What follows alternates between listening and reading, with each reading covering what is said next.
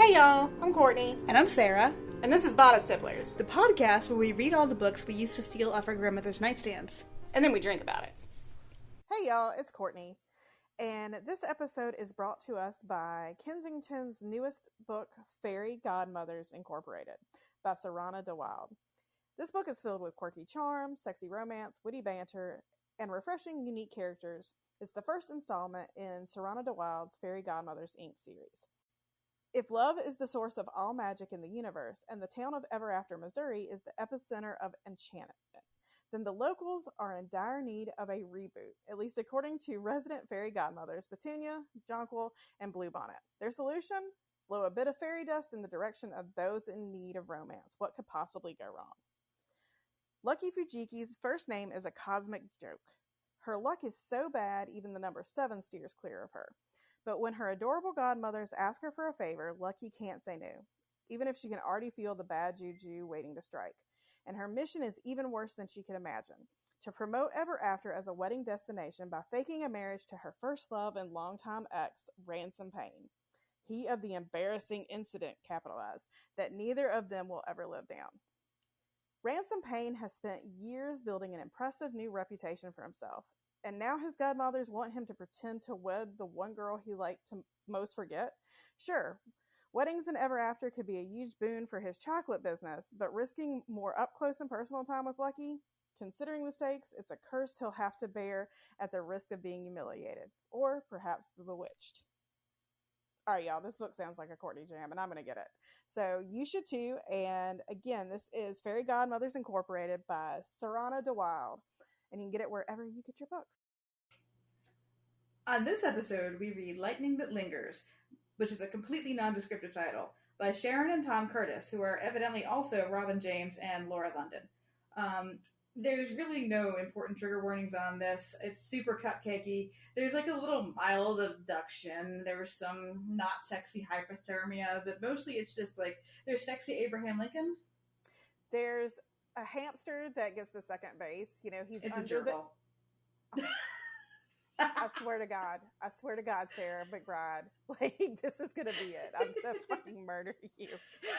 On this episode of Bodice Tipplers, you're gonna be trigger warning with Courtney finally having enough of Sarah's, minutia correcting and coming through a computer and murdering her. So there's a gerbil and a, type A jackass on the other side of the computer. But no, there's a gerbil that, goes to second base. He's under the shirt, but above the bra. But, Not inside her body in any way. No. There's a panty-stealing and panty-eating owl. There's 3 owls. The other 2 owls don't eat or steal any panties. No, it's 1/3 of the available owls are panty eaters. There's an inside chicken. Yeah, I didn't really care for the inside chicken. There's women over 40 in a strip club, which, can be like a bad scene. I don't know. For me, that was like I enjoyed that. The one time that I enjoyed that too, but I've just seen, like, Again, now there's Courtney coming for Sarah about ageism at the strip club. No, it's not ageism. It's just that, like, at a strip club where women strip, like, the rules are really clear and the dudes know not to touch them. But at a strip club where the men strip, the women lose their goddamn minds. Well, I think the guys also encourage it. A friend of mine, I guess it's more remunerative. But a friend of mine has been to the male strip club and been picked up and basically humped without her express permission. So, it goes both ways. We have very realistic library meetings. Yeah, like really realistic library meetings. We've got shit. I'm sorry. We've got the one thing that I did get really triggered on is the mother of our heroine is my age. So I was like, this bitch. Yeah, you are really old, Courtney. She's 41, which is really old. I was really triggered by that, but otherwise, really far older than me, for example. Oh my god, about a fucking 1,000 a day. So this book overall, really nothing bad in it. So you guys can proceed. Again, who knows what's going to happen in this actual episode? This could be a complete breakdown, but we'll see. So just gird your loins for that. I have to say, my favorite thing about us doing this podcast, like I knew we were going to read like The Flame and the Flower and stuff like that, books that I was aware of and that I might like or I might not like. But I had no idea we were going to find all these little 200 or less page series romances that were going to be so fucking delightful. Yeah. Like that's been like the little hidden gem finding has been so great. So think about this in the vein of like The Hood and The Ivory Key and Adam and Eva, like these tiny little like and I mean, you know, serious romance gets like no respect really. But there's been some real tiny little gems in this, and this one is fucking delightful. It is great. I love every fucking minute of this. Yes, it's very good. So, before we move on to the book, what are you drinking? The wine out of a box again. Oh, all right. We've been doing our grocery pickup because, like, yeah, our numbers here are going like fucking hog wild, and I don't want to be that dude who dies like at like 10:59 on the 11th, like at the end of World War I. That's not going to be me, bitch. So we've been kind of curtailing ourselves, and it's my fault because I know that Morganelli says curbside, but you have to call and talk to a person on the phone, and so I have not been doing that because I have to talk to a person on the phone. I am drinking. I guess it's that's like the website Tasty that does all those stupid videos. I guess they make wine now, so I got their what? Yeah, I got it's the internet's tasty favorite vineyard. It's just That's wild. Their red blend. I mean, it's fine. It was just like, okay, I got the tasty one. So that is what I'm drinking. I've also just finished in our What Are We Reading? Everybody on the internet was talking about it, so I read Katie Roberts' Your Dad Will Do, and it's okay. So it Katie Roberts, I've read a bunch of hers, and she always does kind of she's got the Disney villain series where Jafar kidnaps Jasmine and he's a mobster and stuff like that. And she does like that kind of darker romance really well. This one was good. So it's a girl who her character Lily takes revenge on her fiance who's cheating on her by sleeping with his father. And I will say, like, she gives you a good enough age range that it doesn't squick you out. I mean, it is, if you don't do like hardcore dirty romance, this is not for you. Like, it is graphic. It is basically erotica. But, it was like a fun little day-long read. By the end of it, I was just like, oh my God, they're having way too much sex. I was like, I was like, all right, let me just skip through the sex. But, yeah. It gets exhausting sometimes, right? Well, it was just like, like after the 50th sex scene in the book, I was just like, meh. But, it was a fun little read. So Your Dad Will Do by Katie Roberts, just what I have finished. I'm always so late to I'll register when people on the internet are talking about a thing, and I'll like put a check mark, and then I'll finally, like 3 years later, I'll actually get to reading it, and then nobody wants to talk about it, right? Because I finally got to Priest a couple weeks ago, like that everybody talked about like whenever, and it had so much sex in it that I did get a little tired of it at the end. But I was like, this book about fucking a priest has a lot of religion in it. Like, this is a lot more theology than I was kind of expecting from this book. But it was actually great. No, and which is funny because I also just read a dirty book. I had previously read Alexis Hall's Boyfriend Material, and which is a super sweet. It's British, and it's got like a little cartoon cover. It's a gay romance, and it had sex in it, but it was very like I guess it's a closed door. But I had heard that like For Real was really good by him, and so I picked that up. And I had to so I had to go down and pick off my hold from the shelf at the library I work in, and the cover is like a dude kneeling in front of his teenage dom lover, which is great, Now, if I'm not embarrassed by Joy and Lindsay, I should not be embarrassed by this, but it was a little unexpected. No, it was really, really good. I was crying at the end. It was super kinky, and it's hard to do, not hard, but it's not, I guess, as frequently done in books that I have read, and there's probably lots of books that I haven't read, to do, like, hardcore kink, but also, like, really bring the emotional content, and make it really balanced. And this was completely that, and I found their problems really realistic, and I was so happy at the end. Oh my God. It was great. So I really highly recommend actually both of those books. That I've only read those two by that author, but I would like to read more because they're all so far really good. Awesome. Okay, so we are reading again Lightning That Lingers. There's not a ton on. This is our first like dynamic duo, and they're a married couple. So Sharon and Tom Curtis. They were a husband and wife team that started writing in the late 70s and stopped in the early 90s, late 80s. There's kind of, we don't have a ton on them, so it kind of, different. And this book actually has like a banner across the cover, like interrupting the painted cover. Yeah. Says that now Robin James and Laura London write under their real names. So obviously this is kind of a big deal.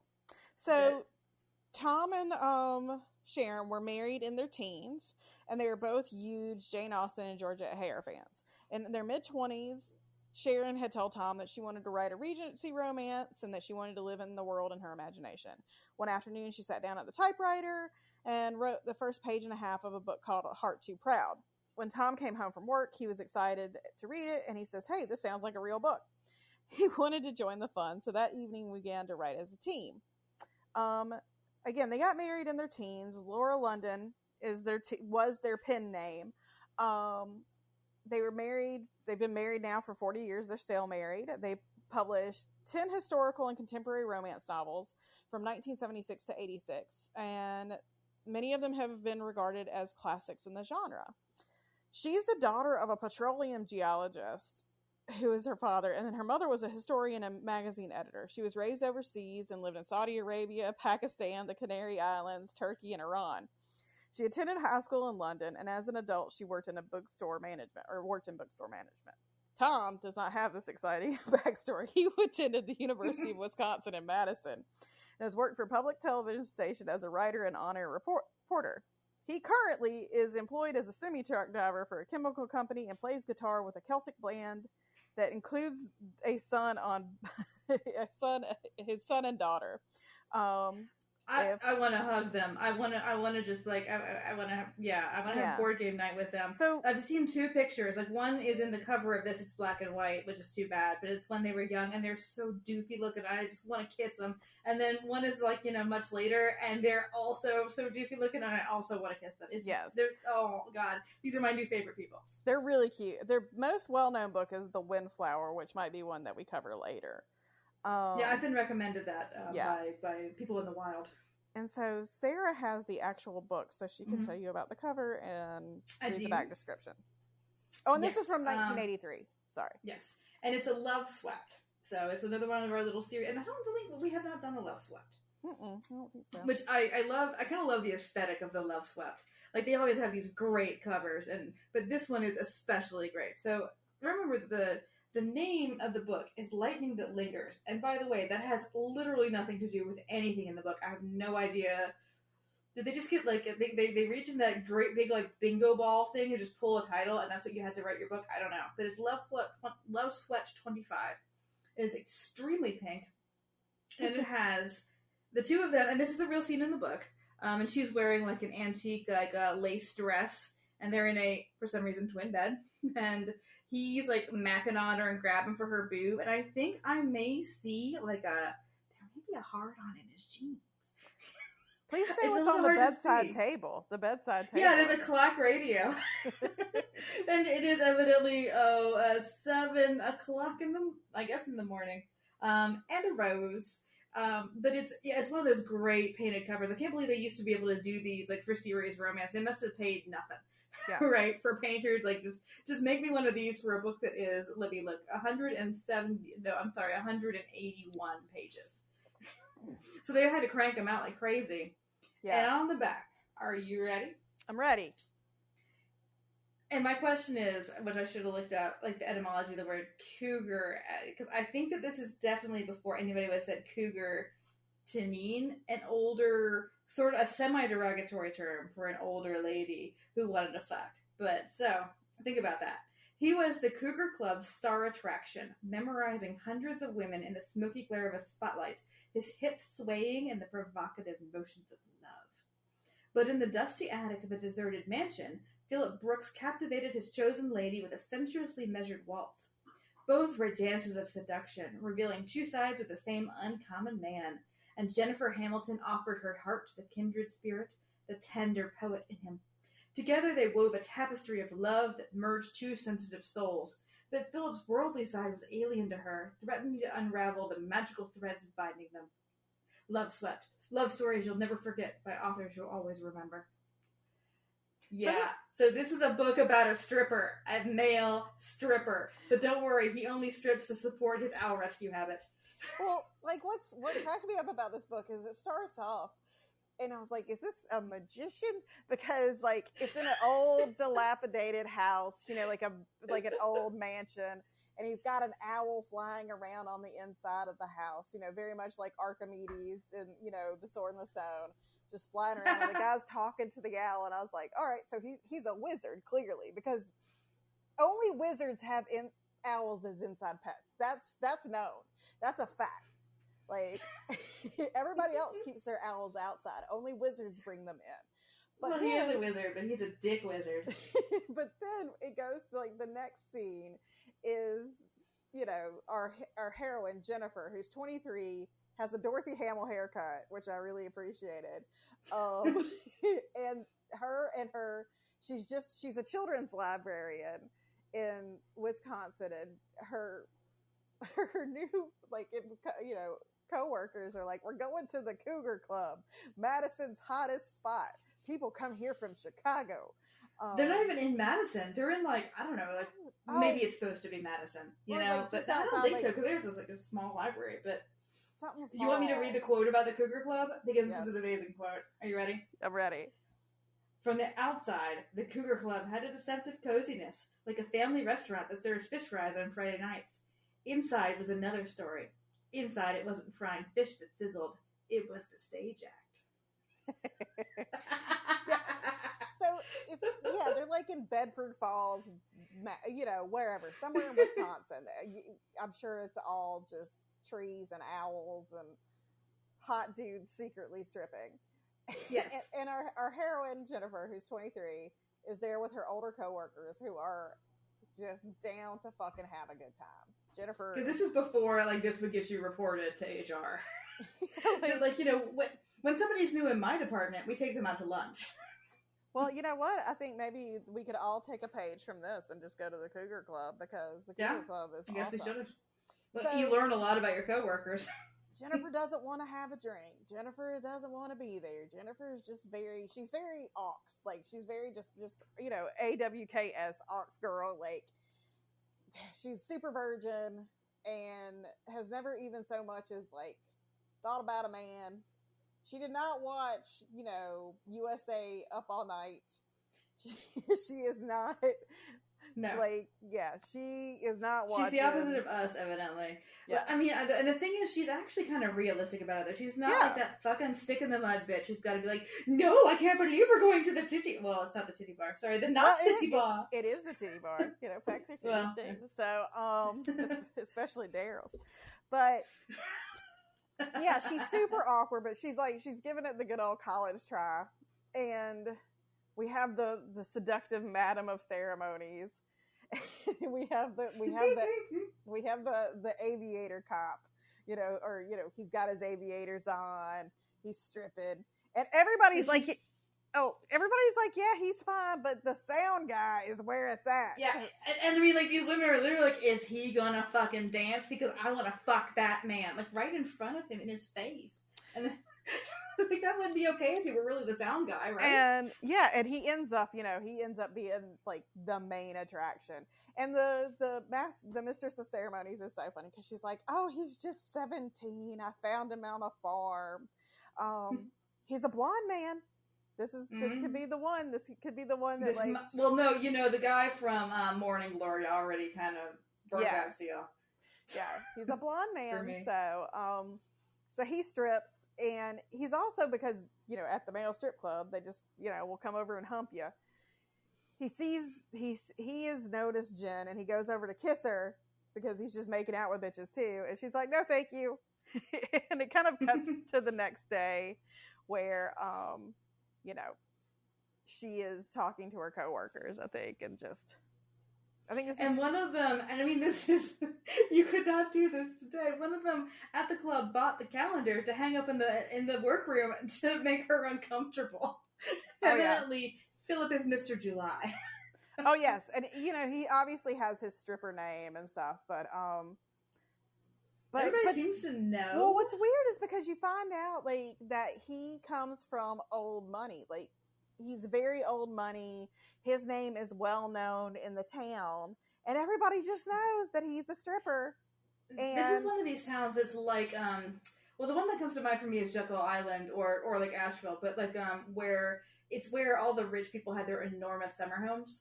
So there's like tons of these giant estates, which of course, and we should have added in trigger warnings: property taxes on your family estate. Yes, because like that's like an issue here because there's enormous places and you can't see them from the road and they're all private and they're still mostly privately owned. But like everybody's like, oh, what's in there? What goes on in there? Who lives there and all that? But yeah, so the Brookses. He's one of the Brookses and he's the last Brooks, but everybody knows him because he grew up in that town. Like the librarians all know him. I was shocked that these authors were not librarians. I understand that it's not hard to research being a librarian, but the library stuff was so realistic that I was sure so many romance authors are librarians, right? Because she's a children's librarian and she's such a fucking children's librarian. Yeah. She's not the Mad Hat kind, she's the other kind. Yeah. And then like there's the older kind of like thoughtless like wear my glasses boss, and then there's like the snide adult librarian, which I'm in this picture and I don't like it. There's like somebody's sister is the teenage that stage. is you are that lady. Weirdly, they're all like scared of gerbils. Oh my god! So okay. So she gets roped into volunteering for the Friends of the Librarian, the library group, and they dress her up as Abraham Lincoln, and so she's just it's for their capital campaign, and it has a great tagline, and the tagline is "Take the dumb out of freedom." Yes. So she's dressed as Abraham Lincoln. She's got the top hat and everything else, and it just so happens that Philip and his, stripping buddy Daryl are walking down the street, and he's basically like, "Hey, I know you," and she's like, "Oh my god." Well, there was like a comical winter accident where like some kids were throwing snowballs at the librarian dressed up as Abraham Lincoln, like ringing the bell, and so she throws one back, but she accidentally hits Philip. Oh, how embarrassing!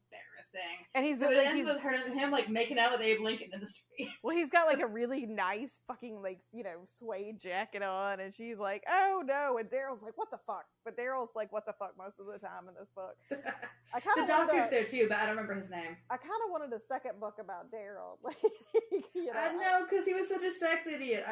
He was such a sex idiot. So yeah, they have a good makeout scene. And she's like, no, yes. But like they're also like it's a very, and we'll get I guess into that like with questions, but it's very clever. Like it's very clever, the whole book. It's very bantery. It reminded me of the stuff in the Humbug Man that we just did last month. Yeah. And so, cut to the next scene. Again, she's a children's librarian, so she has bought as Sarah and I have argued about, and the reason that we were arguing about it, or why I freaked out, is we recorded our intro like 5 times. It was like I was like, and I had to throw a wrench in. It was finally going good, and I but it is a gerbil because anyway. I always thought as a kid, okay, hamster is a cuter name, but gerbils have tails, and that's cuter. I don't know. I always like a hamster better because they look like potatoes. They're all cute though. I mean, they all eat their young, like in they're terrifying. Yeah, they're cannibal orgy. I had a hamster growing up. I think my mom's coworker got it for me because my mom was like, "You're not getting a hamster," and his name was, oh god, at first I named him like Jean-Pierre Greenbottom the third. The reason that we called him Greenbottom, it got shortened to Hammy because he had like when we got him, he had that like the pine straw, but it was weirdly, or like that little like the cedar shavings. It was like it had a green tinge to it. Well, he knocked over his water bottle, and it got the things like all that stuff wet, and it dyed the white underbelly because he was like a white and brown hamster. So his entire like bottom half was green. And so I had given him this long name, and my dad's like, "Hey, it's Mr. Green Jeans." So, but my mom hated that hamster so much because my dad, I wanted the elaborate hamster cage, the ones. Yeah, with the little tubes. My dad was like, nah. He's like, I can build you one. So what he did was the bottom of it was a fish tank. Then he took a piece of plexiglass, put a hole in the plexiglass, then took an old flashlight. He took all the stuff out and made that the tube for the second part of it. Well, the hamster learned how to knock over the plexiglass and would crawl out of the cage, and my mom would wake up and the hamster would just be on the curtains looking at her. The hamster would inevitably, he was out all the time and he would just be missing for days until he showed back up. So that's my hamster story. See, I always wanted a hamster or a gerbil or a guinea pig. But when I was a kid, we had terriers. We had Westies. Mm-hmm. And if you've ever had a Westie, I don't care how fucking domesticated your dog is. We had a mouse problem once when I was little. And I'll never forget seeing the mouse go between my mom's feet and then a gray blur and then a white blur. Oh, God. They are serious about rodent control. And so I was so excited. I finally got to bring the classroom guinea pig home for the weekend. Vanilla pig. No, I mean, and then I was so excited, but then I got invited to somebody's house, so I was like, smell you later. That dog tried to get through the door for 3 solid days. He was so I understand why I was not allowed to have a small pet like that, but still. And also, I mean, it does teach your child a lot about the impermanence of life. Well, I mean, the other thing is, if you get one, make sure that your dad builds an insane house for it. Don't spend the money on the hamster proof thing. Have your father build stuff with plexiglass and old flashlights. And I think he relented and let me get the hamster approved wheel. I think he wanted to make it himself. So all right. So anyway, so she has what happens is yeah. For some reason, all the other librarians are terrified of the hamster, and that I don't get. I've never really known. Maybe it was the 80s. I don't know, because they're all I'm not touching that damn mouse. So that she actually is. And they say in the beginning of the book that she's really expanded the children's area, and she got permission to get a pet. So the hamster is her fucking problem, and so she brings a hamster out because it's an animal related story time, and it sounds like a real story time, except it's a fucking hour, and I know, hell no. But so she brings the hamster out, and the first little boy, of course, is way overzealous, and the hamster gets scared and runs up her sleeve, and of course, Philip is there, and she can't get it out. Oh my God, yeah. And she's got it all tucked in, and so. And she goes to her coworker, and her coworker's like, I'm not touching that fucking mouse. Well, I feel like you should go in the back room. Her coworker's a real one. Her coworker's like, yeah, come on, we'll go in the back room. And then the coworker's like, smell you later. Or I think she's like, hey, Philip, I'm really scared of gerbil / hamster / whatever. Could you go help Jennifer out? That'd be really nice of you. So they're in a supply closet, and he's all of a sudden on her tits. Yeah. Is, kind of embarrassing. Well, I think he also, he asked, because at first he touches her, and it isn't, because I was like, oh God, is he just going to reach into a shirt without, permission? But there's permission given. Permission given. Yeah, there is. She's like, get this fucking thing out of my shirt. She doesn't say it that way. But he gets the gerbil out, and then, they have sexy smoldery time. There's a lot of sexy smoldery things in this book with small fucking animals involved. Yes. So yes, there is. He's like, smolder, smolder, smolder, smolder, smolder. She's like, ooh. But she's like, you have to fucking go, dude. I mean, seriously, there are 80 children out there, and I was just on the floor pretending to be a monkey in a skirt because it's the 80s. Yeah. Because we can't wear pants to work yet. So you're going to have to leave, and I'm not. She had said some kind of mean things, too, when she was dressed as Abraham Lincoln, which I think is the pot calling the kettle black, about, he was don't you want to kiss me? And she's like, I'm allergic to penicillin. Yeah. Meaning that, you're infested with diseases, which is the only, kind of anti-sex work thing that's in this book. Yeah. But she knew the second that she said it was fucking rude. Yeah. And that's the only thing that is, legitimately anti-sex work. Yeah, and he took it on the chin and laughed it off and stuff. and he brings it back up. He does but so. Mhm. It's the end of the shift, she's put the gerbil away, she's got like the kids out, and like she asked her coworker for a ride, and her coworker is basically like, I gotta go, and like you see Philip is there, and he's like, I'll give. Well, you she that. thought that because it was okay.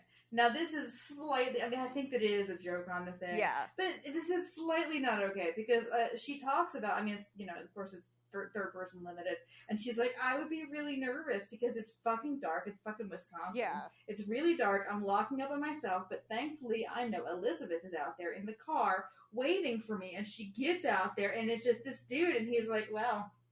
That's Elizabeth. Like that, Elizabeth. I can't believe Elizabeth did that. Yeah, Elizabeth being a bitch, but I guess she knows Philip and knows nothing's gonna happen. But no, that's the older lady, and she'd known Philip since he was a kid because Yeah. he'd been coming into that branch like forever. So, and certainly know people like that, but still, no, you do not leave like your wingman until your wingman says go. Yeah. So I would not believe some dude. So she gets in Philip's very sexy station wagon. Yeah. And they're just kind of riding and talking, and he takes her to his house. But again, like Sarah was saying earlier, like it's like, it's not a house, it's an estate. And so they they go through the gates, and they kind of have this date, and there's like all this play off of like, basically him saying he wants to date her, blah, blah, blah. They make out a little bit, but they get real personal. Yeah, it's very, like they're having like really revealing conversations. Yeah. But it's also kind of funny. But he's like, okay, so why are you so fucking uptight, right? And she's like, look, and she tries to explain it, and neither of them do very well at this conversation. Yeah. But it is like 0 to 60 on. No, I also dog-eared this page. Okay, this is great. Let's straighten things out. Come here, and in a minute we'll decide together if it's an assault. Yeah. Which, okay, on the surface that sounds ghastly, but I no, that's a joke. I mean, like, yeah, well, she said something like, "You're gonna assault me," and he's like, "All right, yeah, well, yeah, no, it's completely, it's like a nod and a wink, like, but I just kind of wish that they hadn't kind of made it a little bit dark from her perspective before he did this. If this was going to be a 100% cupcake look, yeah. So they're out in the night, and he's showing her all of the night animals, foxes and raccoons and possums and all that shit. And not his owl. His owl is fucking in the house. Yes. But no, his owl is in the fucking house. Like, the owl is probably not, well, I don't know what the owl does. They have a nice first date watching, all the trash gang. The trash gang. It is very romantic. It really is. It's legit romantic. So the next thing is basically her just deciding, like, I'm going to take life by the reins. I'm going to go, because he was basically like, the ball's in your court. Like, whatever you want to do, like, you. Well, before that, one thing does happen. She was like, yeah, man, that man was amazing. That man showed me how to get my night vision on and then watch a possum. But then she goes to work the next day, and she overhears, and actually, this is kind of great, because she overhears a conversation about herself. And usually in a book like this, when you overhear a conversation about yourself, either you only hear half of it and get the wrong story, or you overhear it and it's mean as fucking hell. Yeah. But it's not. I mean, like, the teenage, like, sister Paige is like, yeah, I can't believe he'd go for cold cuts, and everybody fucking corrects her. Yeah. Like, no, okay, she seems kind of reserved, but she's really fucking nice, and I don't want to hear you talking to her about that. So, like, they kind of get, like, the town's temperature on this guy. That, yeah, he's like this Brooks, but then they're all kind of like, but he's Mr. July. So, she gets kind of ashamed and weirded out by the stripper thing. Yeah. Like, she is not, like, saying, oh, ew, gross, he strips.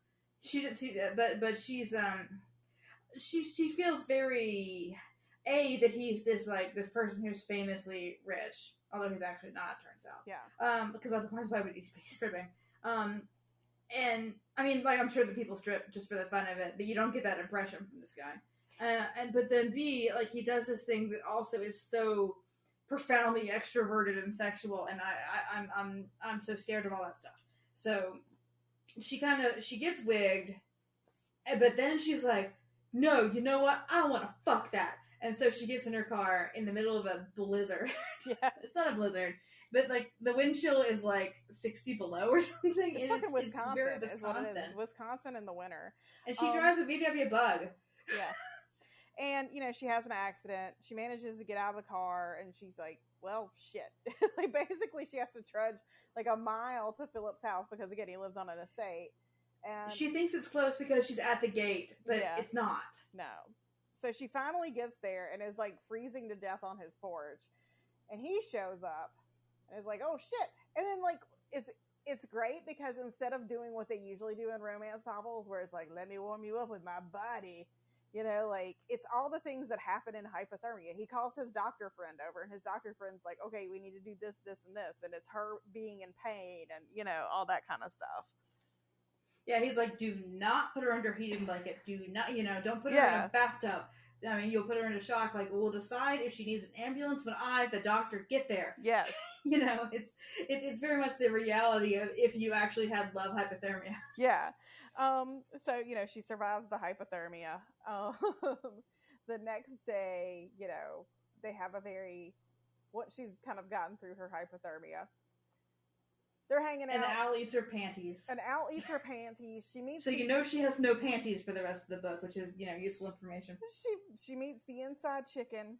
He gets the Henrietta, the inside chicken. He gets the one egg and makes her an egg, and they talk and they have like real conversations. And you find out that one of the reasons that she's sort of like the way that she is that she's illegitimate. Her mom had her. Basically a traveling salesman came through when her mom was 18. Hence her mom being fucking 41. And we'll talk about the mom when we do questions. Which is really old, by the way. Yeah. Well, fuck you. Well, no, but like... And I bet you're wishing that we'd done this a month from now so that I would also be 41. But also, I think it's like, again, we'll talk about the mom when we do questions because the mom is great and their relationship is great. They have like a letter-based relationship mostly, which is actually kind of great because that you can read their letters to each other. And then, you find out that Philip... Essentially, it's the estate tax. He's a biologist, and what he wants is to he wants to turn the estate into a preservation. Like, he wants it to be a nature preserve, not a park, not he doesn't want it to be like a state park. No, he wants it to be. He doesn't want hikers. Yeah, but he's got to pay them taxes, and that's why he strips. And yes. They're exploring this old, dilapidated house. And frankly, it's supposed to sound fancy, but it really sounds like brothel-y. Oh, okay, so I don't know if you ever went. If you are of a certain age, y'all have to remember the Firm, exercise videos. Yes. Well, the Firm was here in town. That was where the Firm was, in Columbia, South Carolina. And years and years and years ago, I went gym shopping. And so I went to kind of a lot of gyms in town. I'll go see what's up with the Firm. It's in 5 Points. And that place was like a goddamn fake ass, Caligula bordello. Everything Amazing. was like red velvet draperies and naked statues and shit. So she's in the bathtub in this place eventually. And there's a life-size, Venus in the bathtub statue behind her. And I'm like, that's not rich people classy. That's tacky. See, that's what I'll be like, yes, sign me up for this gym. I need this gym. That would be my gym. Oh, you never saw the Firm? I'm so sorry. I never went and saw, I only went when I, went to the, because it was entirely class-based, which I know is more your thing than my thing. But, no, it was, I cannot express how many velvet draperies there were in this place. I mean, I love a velvet drapery. Yeah, where it is now is now there's a gas station and liquor store, but yeah, I cannot. I wish that I could go back in time to show you the Firm. So okay, so they're having this nice night, this nice day. They're going up in the attic. It's very much like the scene. Okay, it's like a less creepy scene from Teen Witch when they're in the old abandoned house and they do it, or the assumption is they do it. And I'm mostly I was gonna say, unfortunately, it's a far less creepy scene than Flowers in the Attic, where they also pull out all the chests and stuff in the attic. They play dress up. Yeah, so cute. And they finally then they finally get to business. It's good business. Well, but she's always shying away, and he is so kind about it. Yeah. So she's like, okay, let's do it. And he's like, okay, let's do it. And then I think it came out of her mouth without her even understanding why it came out of her mouth. I think we need to go for a hike first. Yeah. Let's go for a walk. And he's like, okay, why don't you keep the vintage dress on that you're on, and we'll go back down to the bedroom and we'll pick up your hiking boots. Like, okay. And so he literally picks them up off the floor and puts them down. Like, okay, I picked him up. Are we fucking? Are we not fucking? Well, he's not that aggressive, but like... No, but he's like, okay, like, I kind of called your bluff here. Did you really mean to say that or not? And, like, are we, you know, and it's this very cute thing when, he's showing her up in the attic his beautiful signature that, like, you know, his governess made him learn. And they write it down to each other, and he writes down, like, I don't want to hurt you, did you bring protection? Yeah. And she's like, I meant to, but I didn't. And he's like, it's okay, I got some. Yeah, I got it. You know, it's actually like a really hot consent talk, a really hot like contraception talk too. Yeah, so they finally do it. It's Flowery doing it. It's good doing it. Yeah, it's all right. Yeah, they do it. They're laying there, like, you know, because again, his job is at night, so he's kind of laying. They're laying there. They're, you know, post-coital haze. And all of a sudden, Daryl walks in, and he's like, yo, what's up? And he's like, oh, you got a lady friend. He's like, is that librarian? And he's like, yeah, and she dives under the covers, and she's like, yes, it is. And Daryl's like, hey, girl, what's up? And then because Daryl has no, like, he's not embarrassing her on purpose. No. Daryl just has no, you know, what you see with Daryl is what you get. He's a stripper that dresses up like a cop. So, you know, he's like, I'll be back later for dinner. See you turkeys later. Enjoy. So Daryl shows back up for dinner. Her and Daryl have a really good conversation about... Daryl is frankly great. Yeah. Daryl, they have a really great conversation. And then everything's like chugging along nicely. And then she eventually like basically starts freaking out about what he does, you know, like... But to be fair, she is not freaking out because he is a sex worker. She's freaking out. Well, her mom's coming to town. Yes. And her mom's like, oh, well, I heard about this Kierkegaard club. And she's like, what? And so she goes. Yeah. And she gets a little bit drunk and is a problem. And it's not that she looks down on him for stripping. It's that he is, like, kissing these women. And she's seeing that he's, like, you know... there's this fake thing, and she's wigged out about the whole thing, and Daryl was like, girl, you have to fucking go. You're not helping anybody here. Yeah, Daryl's great, but she's like, no. And Daryl's like, he's drunk, and he never drinks anything. Girl, get your ass out of here. And she's like, I'm gonna cause a scene. So she's like, let's go to the dressing room then. You can cause your scene there. Yeah. And so, you know, they have their little, like, they have a fight, and, you know, she walks out, and basically her mom's like, what's your problem? Her mom is there. Well, and her mom never actually went to the strip club. Which, no. I mean, I wish her mom had gone to the strip club. Well, I think her mom knew that he worked there.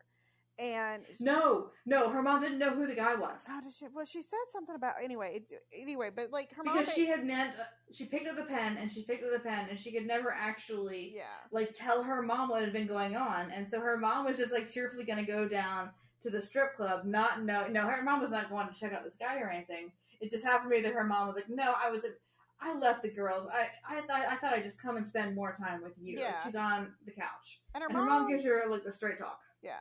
And then, you know, she goes back she ends up back at his place, like, the same night, essentially, and is like, I'm sorry, and he's, oh, I'm sorry, and they decide, you know, to make it happen. And then we get, like, the 1 year later thing. They're always pregnant. They're always pregnant. Well, she's pregnant, but I think moreover than that, like, you know, he has managed to turn it into a nature preserve. You know, they've moved around a couple of places. They've been out in California, and now they're out in Maine. And he's being able to be a biologist, which is his dream job, you know. And I really liked that it talked about how they had to bust their asses. Yeah. They're now they're both entirely broke because they had to fundraise and like to do everything to get this house made into a nature preserve. They had to make compromises. Like, the house is now on the historic house tour, but the grounds are, I mean, like, right. It was really realistic. I loved it. I loved all those little details, because it was hard work. Like, it didn't just happen for them overnight. They had to really work to make it happen, and they made their dreams happen. And she found a great little town where he was a wildlife biologist to just completely transform their library, and happily ever after. Yeah, it was great. It was great. Okay, it's question time. Before we get to our questions, I just want to say that I've definitely noticed that we do have to grade series romance on a curve usually because it's got such a short like time in which to do this stuff.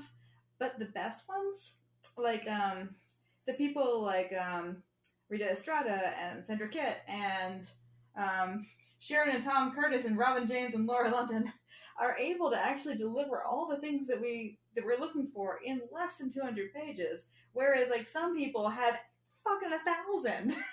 Like it's easy to do all this stuff in 1,000 pages, and some of them don't manage to do it.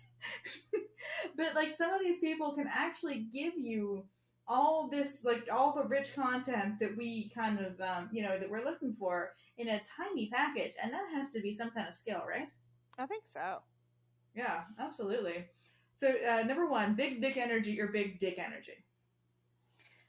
He is fantastic. He's very, again, I can see this one. When I was reading it, I was like, oh, I tell Sarah, I was like, this is going to be a Sarah book because one, he's horny for birds. Sarah is horny for birds. He's very, very, very sweet. He's almost, again, he has that kind of like humbug man Tate issue where he's too good, like. Mm-hmm. And like all those dudes, he's a little crusty until you get to know him, Hold on. What he reminds me of, and I have to go look at the dates because this, I think, was published in 1983. And I'm pretty sure that this character was already there. He reminds me very much of, I'm bringing up Courtney OG favorite. Guiding Light had a character named Philip Spaulding. And Philip Spaulding came from, like, he was kind of, especially in the 80s, he was kind of the son who was trying to get away from his very, very, very rich family. And even the way that this guy is like described is like tall, sinewy, blonde haired. He reminds me a lot of Philip from the Spaulding family. So, I'm so glad you said that because that actually reminds me of something I thought when I was reading this, is that all the men in this are actually described like women are usually. Because it's like, because of the strip club environment. So it's like, and the ebon-haired man ran his fingers through his emerald eyes and like all that. Some of the other strippers. Like I really, and that had to be on purpose. Like it was over the top description of somebody's body in this very romance novel, like the way that women are usually described. So this is a very self-aware book. And so when they're writing a man a specific way, they're doing it very much on purpose, Yeah. No, and I mean, again, I'm looking up like the Philip Spaulding thing to like see when he showed up. He, he was on there in the 70s, like the 70s to the 80s. So I feel like they might have drawn a little bit of inspiration because he's got that, he's very much got that like Philip vibe where he's like the fancy boy who's trying to get away.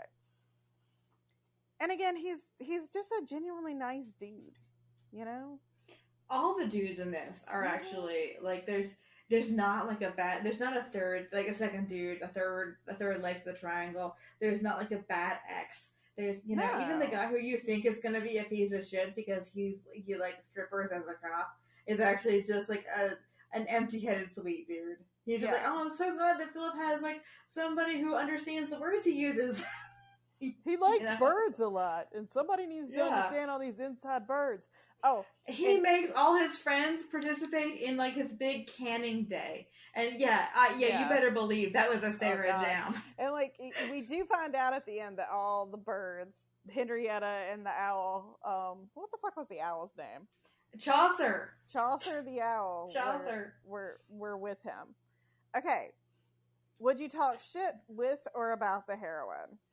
Okay, so these people can't be, like, each perfect, otherwise there would be no conflict in the book. But this woman she didn't piss me off, okay? A lot of these women do. Like, when I'm thinking about the fantasy lady, she's so concerned she's such a closed down, like, that stereotype, propriety thing that she just can't, like, fucking take her pantyhose off. I think that's a really good example because they're very similar, but this is an example, like, of taking that same kind of archetype and making her more based in like reality and also just likability because Jennifer is self-aware that she's a bit of a prude, and not even a prude, just really embarrassed about shit. Like she was She embarrassed. says the funniest thing. She says, he asked her, like, okay, so, like, what is your problem? And she's trying to come up with the right word, and she's like, I'm not debonair. Yeah. Which you don't think about that being a gendered word, but it's obviously like a gendered word. It's like a word about a man, and so, like, what is, it makes you kind of paw through, like, what do you think debonair means when she says that? You know, like, she's trying, I mean, she thinks she's fine. I mean, she's not concerned with, like, you know, that she doesn't think she has, like, a major problem with herself that she needs to fix, but she's like, well, something new has come into my life, and I don't know how to deal with it. I think that I would like to be more open to things, but I don't know, and I don't know how to go about it, so I end up almost freezing to death. But, you know, I mean, she's not obnoxious in any way. Well, also, again, like, you know, compare her to, like, the fantasy girl. Mm-hmm. You know, she at least tries. Like, she goes to the strip club. She, you know, she's open to new things. Just, she's not snotty about it. She's just awkward. She's so, again, AWKS. She's just ox. Like, she is so, like, I don't know what to do with my hands. What's happening? So I really liked her. She's funny. She's funny, and I liked that. And she's, you know, self-aware. She's real smart. But she would have never ruined everybody else's good time. I mean, I think if she would have done anything, she would have just left by herself. Yeah. She would have been like, the lady in fantasy would have been like, I cannot believe that you have brought me to this den of iniquity. We shall all go, or I think that I should call HR. You know, it would be like that with her. Definitely she would have called HR for sure. But this lady is like, okay, all right, so we're in a strip club, and I've never been here before, and this is embarrassing for me, but I'm not going to eat the pizza. But, exactly. So, but, you know, you ever go down south on, like, 95, and you see those signs, like, couples welcome, free buffet. Who eats the buffet? Oh my god, that sounds terrible. I can't imagine anything worse than, like, the strip club buffet. Like, on 95. Oh my god. No, you know, I don't know. Like, I mean, maybe we could get, like, some connoisseurs that can tell us about the strip club buffets. Like, if there's a good. Well, I've never been to a strip club buffet. I've been to several strip clubs because I used to have a good friend who used to be a bouncer at strip clubs. So I've been to 5 strip clubs. So that's not, like, a lot. It's a lot of murderers and not a lot of dollars, right? So I've more than I've never been to the strip club, and see, I feel like it would be opposite. I feel like I would have been at the strip club versus, you know, you would think, yeah. No, well, women in town, women get in free. And I was in Reno with my friend who was the strip club bouncer, and they were like, that'll be $3. And I'm like, but excuse me? It is 2:00 in the afternoon, and there is literally a man on a 6-foot ladder fixing a light behind the lady who was trying very hard to get your dollars, and you're going to charge me money to get in here? I think I was not expecting that. I'd go to a Reno strip club. Like, no, trust me, not that, you know.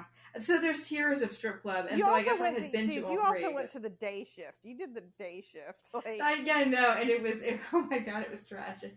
Yeah. No, 6, because I also went with the man who's now my husband in New Orleans, and that's a good one too. That'd be a good one. Oh, no, 7. No, we went to the crappy one that promises 101 acts of love, and I saw no acts of love, and we went to Scores. Okay? And in Scores, the ladies' room was taken up by, I believe, an act of prostitution for long enough that I was like, excuse me, is there another ladies' room? Oh my god. Yeah, and the 101 acts of love, you know, it didn't feel exploitative until she started crawling around with a Crown Royal bag, picking up change that people have thrown. Change! And I looked over to my right, and, like, in the other chairs across the aisle, somebody was getting a hand job.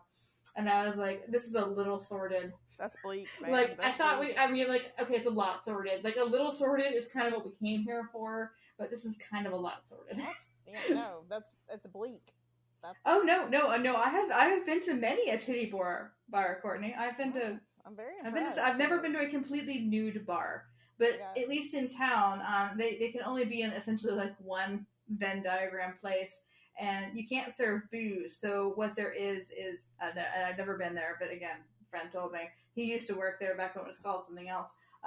They're out in the parking lot. There's a guy with a truck, and you just have to know him, and you give him some money, and he gives you a booze. I don't know what kind. He just gives you a booze. Woo! So, all right. So anyway, I'm sorry. That was the rundown of local strip clubs and strip clubs in New Orleans that I have been to. But I can't believe, I thought that Courtney would have been like, oh yes, me and the other sorority girls went and we tore down scores. But no, I never went to, like, I mean, a friend of mine is convinced that that my friend is convinced that she was drunk at the strip club at like 3 a.m. and she is convinced that Patton Oswalt sat next to her and put his hand on her thigh, and it was just a short dude. It's my favorite. The world is full of short dudes. It's my favorite story because I'm always like, believe people, but like, no, girl, like, it's like, you were not at Platinum Plus West. Pat Oswald put his hand on you. Anyway, okay, what question are we on? Jesus, Bechdel the bitch? Are we? I'm sorry, we're Bechdel the bitch, which is funny. Okay. For a book that is under 200 pages, there are 1,000 single gender friendships in this. It is great for that. So great. And her relationship with her mother is great. She, like Sarah was saying, you know, basically we see her relationship with her mom in letters because her mom lives in Chicago, I want to say. And she tells her mom about going to the strip club, and she's like, the man wanted to kiss me, and her mom writes back, and she's like, well, you should have let him kiss you. Like, her mom is like fully supportive of her daughter embracing her sexuality and like going out and having adventures and doing new things. Again, I am triggered because the mom is my age, but I guess if I had a daughter will it make you feel better if I'm like, well, you know, her mom no, her mom is like, you know, I forgot my train of thought there, but I was going to be like, you know, her mom is so young that her mom is like encouraging her to live a life. There's a great thing. I remember her mom saying like, I'm too old. Like, she was like, I'm too old to go to the strip club. And her mom, she told her mom, she's like, you were 41. You were not that old. You know, because the whole thing was that her mom got pregnant with her when she was a teenager, you know, and they have a really great relationship. And, you know, when the stuff goes south with Philip, like, her mom is basically like, get the fuck over it. He loves you. He says he loves you. You love him. That doesn't happen that often. Like, you can make it work. You can figure shit out. Go get him. She was like, I'm going to stay here. You go get that man, you know, like, and that's... But she also has this very realistic relationship with her coworkers. Yeah. And what I love is that she talks to her mom about, okay, so, I mean, this is obviously her first time out of the nest, and also, realistically, these people must have, like, had a librarian friend or something, because this is before, and I mean, like, right before, they really made people get the master's degree. So she's kind of fresh out of college. She's worked in the library before, but she's, you know, and, so there's, you know, she's kind of walking into this complete ecosystem, and she's learning how to, and she's never done it before, and it's hard, and it sucks, and she doesn't know how, it's very difficult, you know? Well, just it's very navigating, emotionally fraught. but I think it's also like when everybody gets that first real job, you know, like just navigating how to deal with coworkers, navigating how to deal, like, especially if you're in any kind of nonprofit, having to navigate your fucking friends group. Because imagine they took you to a titty bar. I'm sorry, an anti-titty bar. It can still be titties. Okay, a dick bar. A peck bar. Peck bar. Don't say peck. Oh my. Well, that's weird. Because I thought pecker. I don't know. I don't know. Like, they're pecks. They're yeah. Pectorals. It's weird. They're I don't know. Titties. A bar where one is expected to slaver over the opposite sex. Yeah. Imagine, like, you know, if instead of that awkward lunch they take you to, where you're like on your best behavior, only it's like, oh, there's a dick in my face. It's great. So this book, and then you also have like, you know, on the other side you have Philip's male friends who are and he's got two of them. It's the doctor and it's not Dominic. It's what's his name, Daryl. And then Daryl and like we said, Daryl and Jennifer have this great conversation where they talk about canning. You know, like Like, no, he makes me wear an apron, and you know, it's this big thing, and I cannot believe I've never forced Courtney to help me can or pickle anything. Well, I'm feeling a lack now. My father, you know what? My father forced me to can and pickle shit, so. My mother did too, and guess what? You know, you can pass that generational trauma on. I like. Don't you want to sweat? Don't you want to open up the fridge and see fog come out of it? I like the pickle. I like to do pickles, but that's about it. Oh my god, I love the pickle. Well, yeah, I love the results of all of it, but the sweating's a little tough. It is a lot. Yeah. So when it comes to consent, I'm sorry. I'm just saying this book is really great for both, like Sarah was saying, like, you know, female friendships, male friendships, and then also like just male female friendships, like, or conversations. It's and again, Yeah, I don't understand how this book had the time for it. Yeah, yeah. Okay, all right, go ahead. Number 4. No, I can cut that out. But this book has so much time somehow in less than 200 pages to have everybody have satisfying and nurturing relationships with everybody else. It's amazing. It's good at world building. Like, it's not just 2 people. It's not just 3 people. It's like a little community, and it's great. Yeah, I know. It almost feels... Now I guess I get why. I always find it a little annoying when they, like, romance authors, you build a town. Let's call it Constant, South Carolina. And I wrote a book that's like a man and a woman having sex in Constant, South Carolina. I'm going to write 50 other books. So by the time you're done reading all of them, you have seen everybody in Constant, South Carolina have sex. I like those. It's something about it. Like, I'm okay with it a little bit, but after a while it gets to me. But I get why you might feel that way after you've put in kind of the effort, right? Like, so by the end of this, there are at least 5 characters that I cared about and really wanted to be happy. So I can see as an author how you'd be like, well, how about we write a story where Daryl finds another empty-headed person? I think it's the same, like, what's the word? Like, it's the same principle of, like, fan fiction, I guess, because, like, you're already invested in those people. And so, like, you don't have to spend time investing. And so, like, like, I'm invested now in Daryl. I'm invested in Annette. I'm invested in, you know, Jennifer's mom who's 41 and deserves romance. Like, you know what I mean? Like, yeah, and it seems like weirdly non-sexual, and I would really like to see what she's been up to in her time. Yeah. Or who she's been up to. Okay, number 4. So when it comes to consent, is this book more Robin Thicke or Marvin Gaye? Oh, it's very Marvin Gaye. It's very good on consent. Like, after a mild kidnapping. I'm not even. Yeah, I mean, like that. Not even like again. It's the. That was like a joke. Like it's this. Yeah. I feel like I should mention it because, like, I don't want to tell you that, like, there's, like, maybe that's your thing. Maybe that's the thing that is, like, that happened to you and it's terrifying to you and you need to know about it. But I mean, like, no, it's not a big deal in the book. It's kind of almost like a little bit of a joke, like if it were a movie, if they'd done like a Jaws, like sting, it'd be like that. Yeah, you know, I just don't want to maybe be surprised by it. Well, I just think that what I think these 2 writers do is take a lot of like the romance tropes and kind of like play with it a little bit, you know, because again, the hypothermia turns into real hypothermia. They address like her ass basically being stranded by her coworker and like, well, this is a fucking creepy situation, you know, and him being like, you just abducted me, like, well, let's go in this field and then we'll poll each other and see if we think that this is so I think it's addressed, and I don't think there's anything like malevolent about it. No, absolutely not. And what was, I thought, like, it was very, and I mean, if you said that they were into Jane Austen, and, okay, I didn't know that Georgette Hare was an anti-Semite when we read her, but Georgette Hare, they're standing there and they're writing, because of course that is the hot thing in like when in Persuasion. Yeah. They are both standing there in the same room, and one of them is writing a letter that is gonna like change the other one's life, but they don't know it, and like all that. So there's it's kind of like a little bit of almost a tribute to that. They're standing there and they're writing each other notes in front of each other, like, "Did you bring protection?"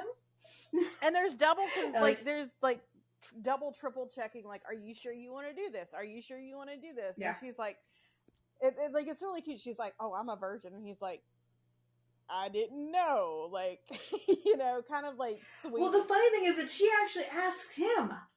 Yeah. Like, because she's, I guess, worried about him. And I thought, like, oh, that's so sweet. This is the one example I've seen that I remember ever, and that I've seen us in doing this podcast. And a sexually experienced man has sex with a virgin, and he doesn't do that thing where he nestles it in her hymen, and then he just like shoves it through, and then he waits for that weirdly ritualized virgin sex thing that we always get. This insane and weird.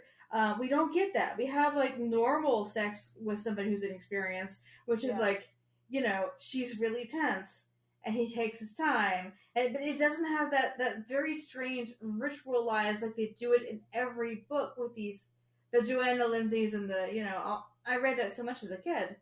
Where you oh like, man, this book is amazing. You fully enter somebody and then you just sit there.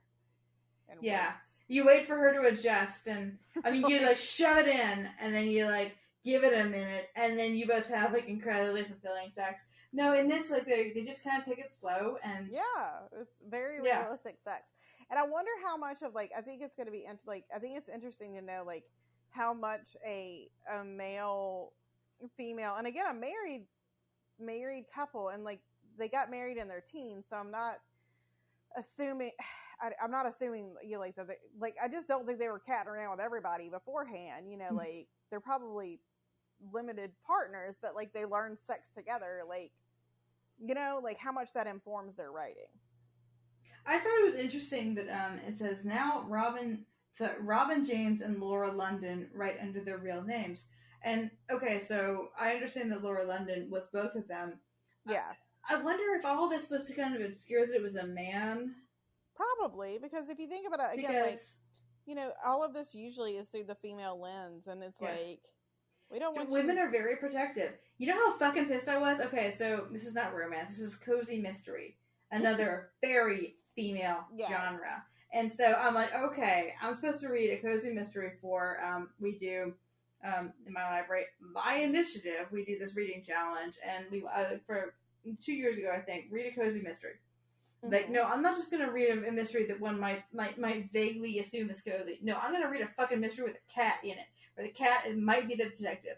All right, I'm going to read one of these damn punny, like, Miranda James mysteries. And I read it, and then I found out Miranda James is a man.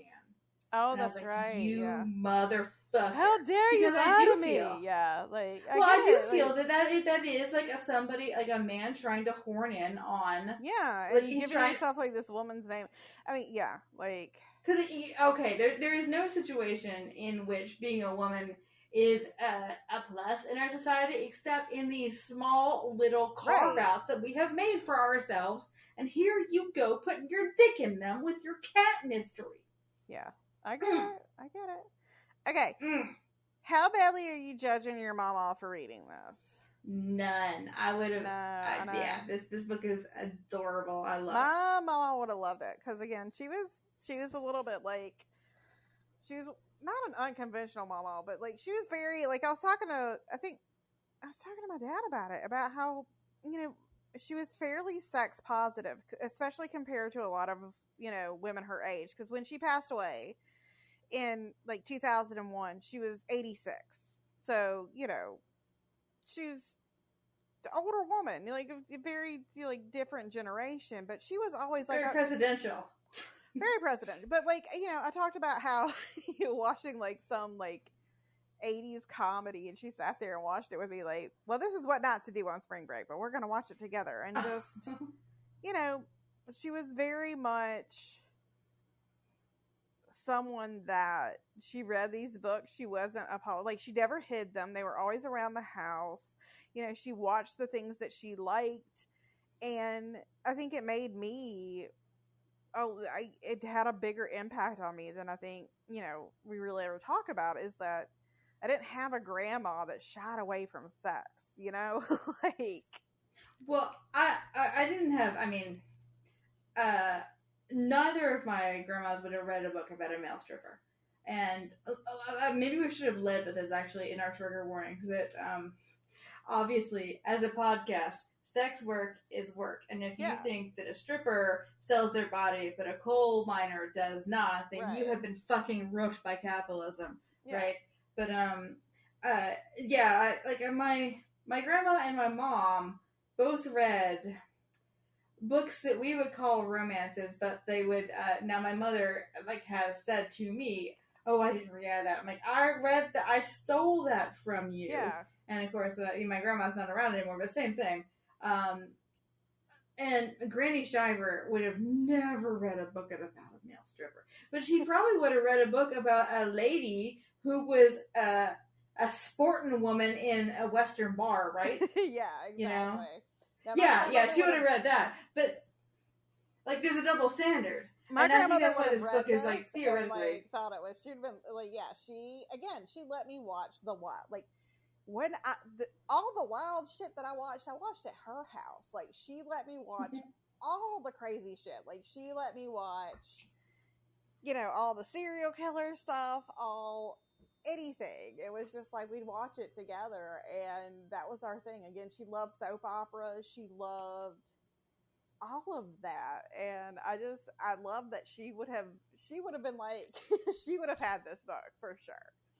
Well, I think what would have made many mamas uncomfortable, and I'd like to, oh man, I would like to harness the power of our readers, our listeners' resources. It's not that it's about a sex worker. It's about a man who is a stripper. So I would like to know, is this the first male stripper, like, romance? And I'll have to feel ask that our friends. It might be. At Yeah, like at the pop culture yeah. library. And if it's not, let's What is read it? that. Yeah. But also, yeah, I mean, like, okay, so there's gigolo stuff. I'm aware. Yeah. I mean, like, there was a whole movie with Richard Gere, right? Speaking of, am I supposed to say speaking of gerbils? Is that trashy? I can't tell. Well, I mean, we've come full circle with the gerbil, so Yeah, you're right. But I mean, like, the man could be like a kind of a tragic gigolo. No, honestly, I think what the thing is, you wouldn't see a male stripper because there's kind of some joy in strip, right? Yeah. Whereas a man can be a gigolo and be sad-eyed, but if a man is sad-eyed as a stripper, then he's not making any fucking money. Well, so I think that you have to have some pleasure, some exultation in strip. Well, I think the thing is like, okay, it's sort of like American Gigolo in today's whatever is, it's a focus feature. It's all gritty. It's all, artistic. It's all Nightcrawler. It's all, angst is behind it. A male stripper, especially like not the first one. Here's the thing, like because there's Magic Mike and Magic Mike 2. Magic Mike kind of has that feel, Mm-hmm. Magic Mike 2 is a political act. Magic Mike 2 is just fucking fun. It's fun and it's nonsense and it's just something light. That's funny because I said the opposite. That Magic Mike 2 is an act of politics. That Magic Mike 2 is a socialist flag. That Magic Mike 2 is liberty leading the people. But like when he goes at like the whole thing, like when Alcee Joe Magniello, whatever his name is, like goes into the convenience store and his one goal is to make that like the convenience store worker smile. Yes. Like it's so much lighter and frothier than fucking Alex Pettifer being all sad and coked out and like, Right. Like sometimes you just want that. Sometimes you just want the big fun stupid thing instead of the gritty whatever. Anyway, this is the what was transgressive about Magic Mike 2 is the permissiveness about the female gaze. Because in Magic Mike, the first, it was supposed to make you feel kind of bad about that. This is such a random tangent. But no, like, again, people put the, like you're talking about with gigolos and things, like, we can give it this air of acceptability because it's got this grittiness and some, like, things like male strippers because it's, inherently seen as silly. And I'm not saying that it is silly. I'm sure it's a very gritty, awful world, but like in these books and things, like it's, it's supposed to be fun. And again, it comes from this female lens. It's not taken as seriously. But anyway, long story short, Mama Highbarger would have read the shit out of this. My mother would not have. But Mama Highbarger would have read the shit out of it. She would have been like, here's your copy. Like, jump in the big bed. She had this giant bed that you had to, like, essentially jump in it. It had one of those, like, overhead lights that went on the headboard, and it had this like, I just is a very explicit like memory that I have, a little like bed light that you would like. It had the pull string on it. Oh my god, Granny Shriver had the pull string too. You know, but it was very Tobacco Road. Yeah, it was encased. No, I would sleep with her, but it was encased in this little like ceramic thing, and you pull the string. No. This was much more. Hers was like the cylinder, and it had like. You had like the Dynasty one. I had like the Tobacco Road one. Because like you know, it wasn't just a bulb. Like it was in a thing. Like it was in a thing. I had to find a picture of it and like. Well, I mean, it was in like a brass kind of, but like a little cylinder, like a brass cylinder that sat on the bed, and you pulled the pull string, and but like a half cylinder, like not a, it gave you like half of the bulb and half of the cylinder. Yes, yeah. And she also had the thing on the cube, and if you hit the cube, because her eyesight was very bad, it would tell you the time is 2:31. Oh my god, my husband's grandmother had that, and like he tells these stories of like her house was like she grew up in Troy, New York, and Troy, New York, for people who don't know, like it's very, very blue collar. The college like RPI is there now, but like it's essentially like an industrial town. And so she lived in this apartment that was probably the size of most people's like kitchen dining room areas. And she'd have this clock, and he was like, her house was hot as shit, so you couldn't go to sleep. And you just lay there, and it'd be like, the time is now 12 o'clock. And they'd start giggling, and she's like, I guess my poor eyesight is funny to you, You had to hit the button for Granny Shivers. But my parents say, like, because they would sleep in there was a guest bedroom, although I'm sure it was the size of, like, a Foot Locker. And I would sleep with Granny. And I guess I would just hit it all night, and they'd be like, the time is 3:02 a.m. You fucking bitch! Oh my god, no. But there was the light, but it was also like this, I guess, was it even cast iron? It was not like cute. It was not like brass, because I thought the brass was very classy. Honestly, if you had like reached up and touched it, you would have just touched a bulb, but like it was housed in this thing. But I would just jump. They didn't have halogen. I would jump in her bed. I can smell it. Yeah. I can smell her. Oh god, she's been dead. Oh my god, probably 30 years now. My grandma. I'm so sorry, listeners. But some of you are like, "Oh my god, I can smell her." My grandmother had her bathroom. Hold on, her bathroom was pink. Yes, she had the pink. She had the pink, like fuzzy toilet seat cover, and then she had the soft cushion toilet seat that was pink.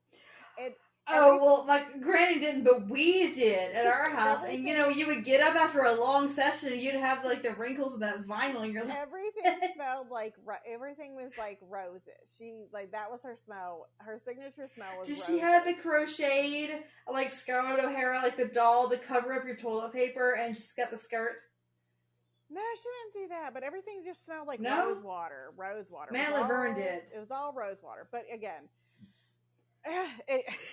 sorry, y'all. Okay. Sorry, some of y'all are just like in paroxysms of. Oh my god. Okay. Is it paroxysm? I think I've never heard that word said out loud. Jesus. Okay.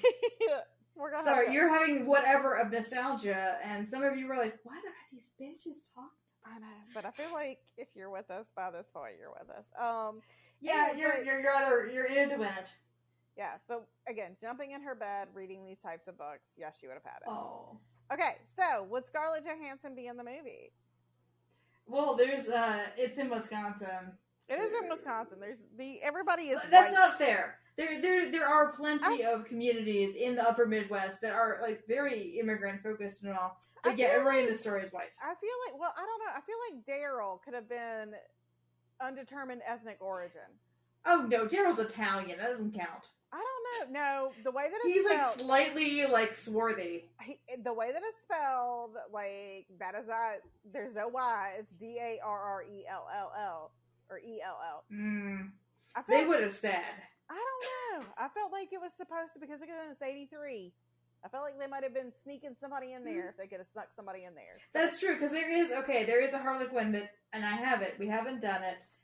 It's called Blue Days at Sea, and the rumor is that this was written, and it was an African American romance, but they took out all the descriptors and submitted it. Yeah, I mean, well, think about how. Yeah, maybe Daryl's black. I don't know, but I did not get that impression. Or like Hispanic, like something like so. I feel like that there's a very deliberate, because the way that, not to say that people like, but Daryl is written a very specific way, and a very early 1980s way. I had a feeling that Daryl might have been a person of color. So I don't know, mysteries. But I mean, think about how Adam and Eva, like the descriptions that we really get, like they're very vague, and I think it's sadly how. I mean, maybe I was just normatizing. That's not even a word. Oh my god, maybe I was just like taking my perspective to it because it did not occur to me. But I felt like the way that he spelled it, I was like, I felt like it was a very intentional spelling, because it was not the Darryl. So I don't know. Okay. But did you think that I wouldn't think. I mean, okay, the Darryl I would not think was white. See, I would say Darrell is less white. Really? Yeah, because again, like the students that I have that are named, like it's going to be Darrell.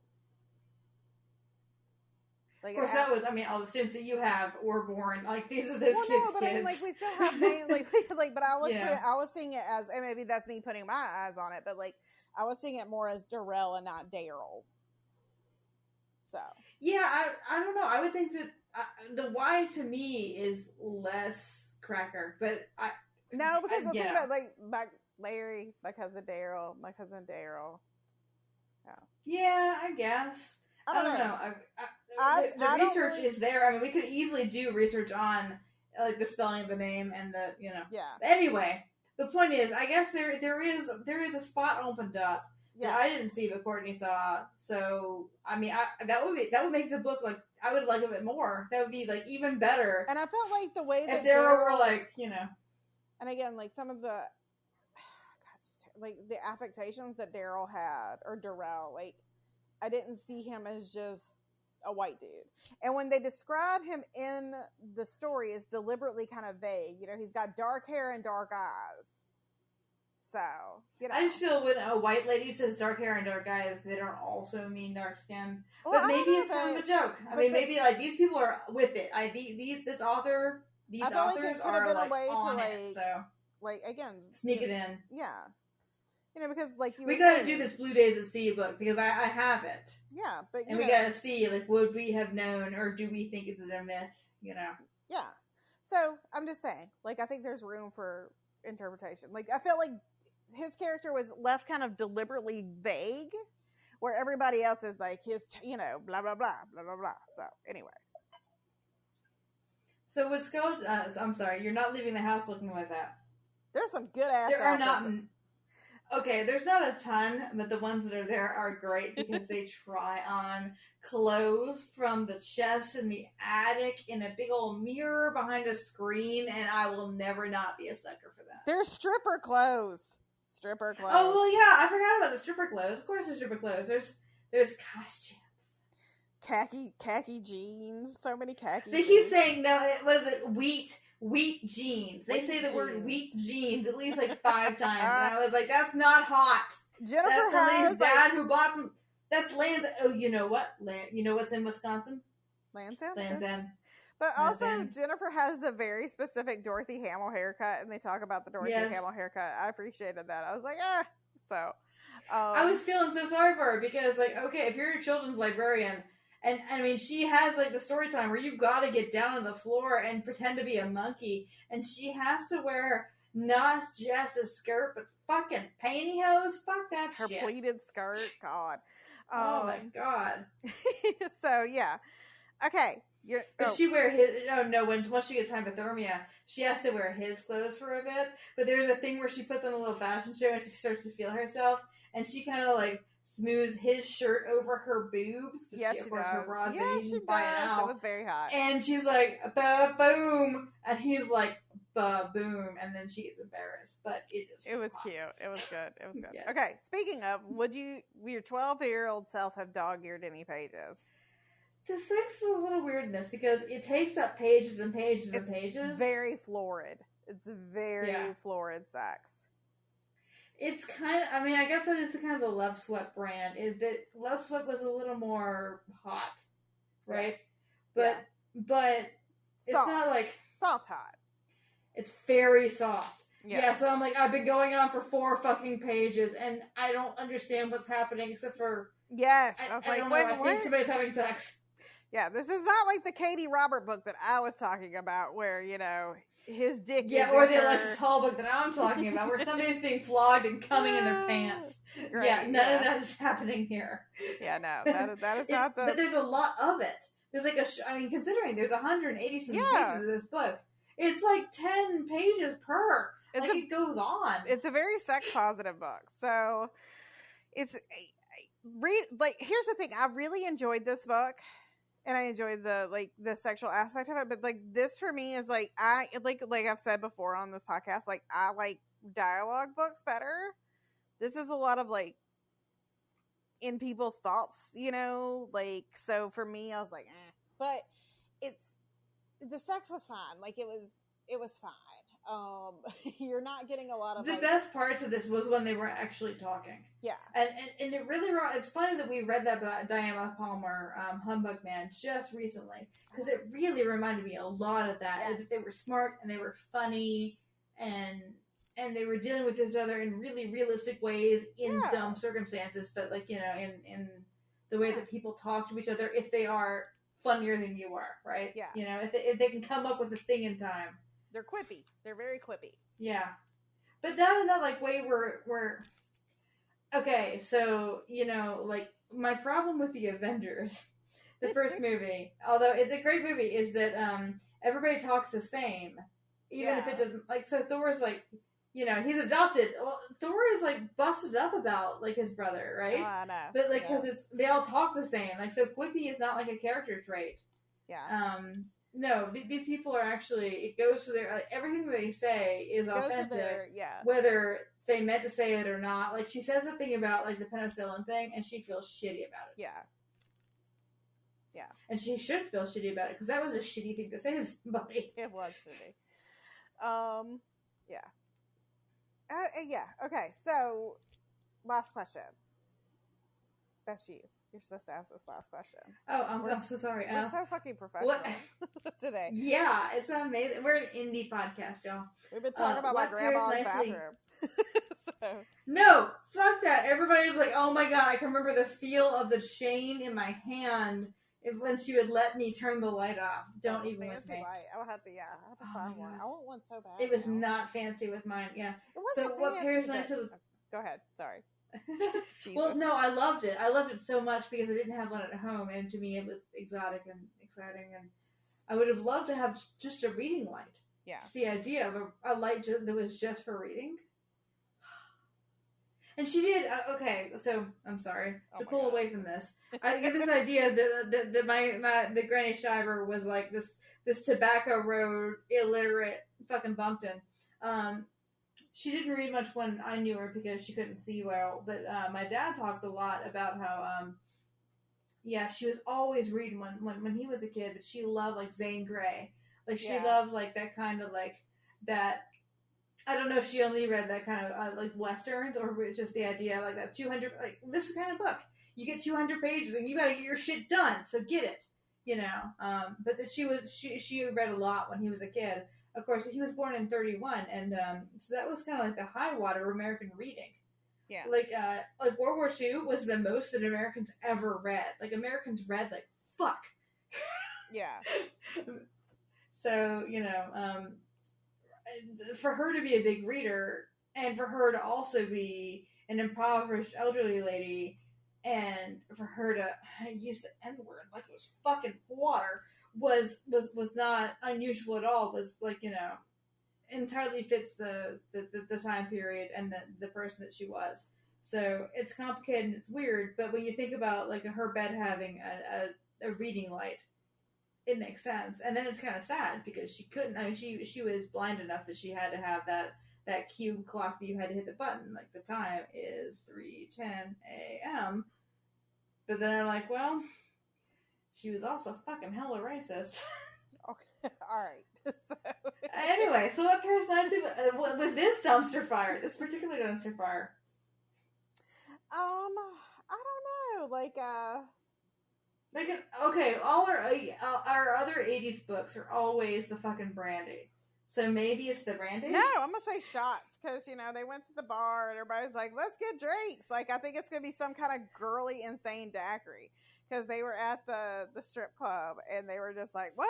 The Cougar Club. The Cougar Club, which it is named. And yeah, I think that they're having I think they're having girly fun drinks. I don't know, what is it, the Reuniti on Ice? So nice.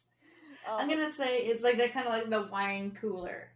Oh, that's a good one. Like a Bartles and James. Like, right. Oh, Bartles and James. Oh my god, I haven't thought about that in ages. Whereas this man, see, he has this, okay, and this is also funny. He has this relationship to his money that is complicated.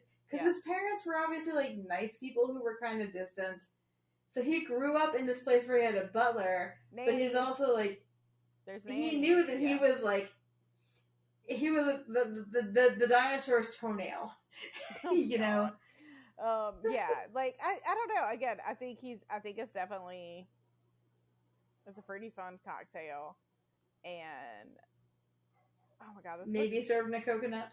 Maybe, yeah, definitely served in a fucking coconut, and like, or you know, fuck it, I take it back. It's a body shot. It's a body shot.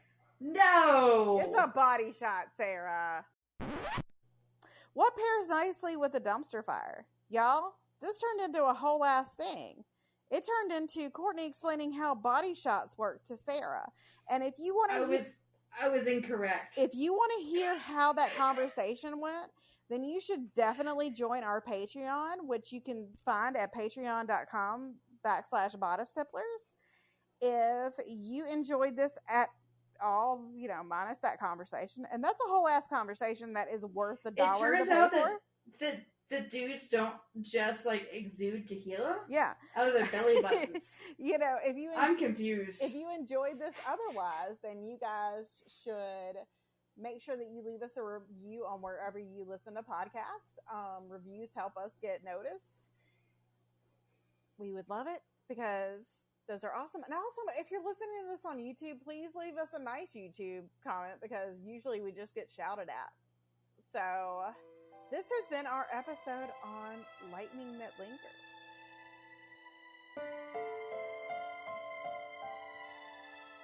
Bodice Tipplers is part of the Frolic Network. Find more podcasts you'll love at frolic.media/podcast.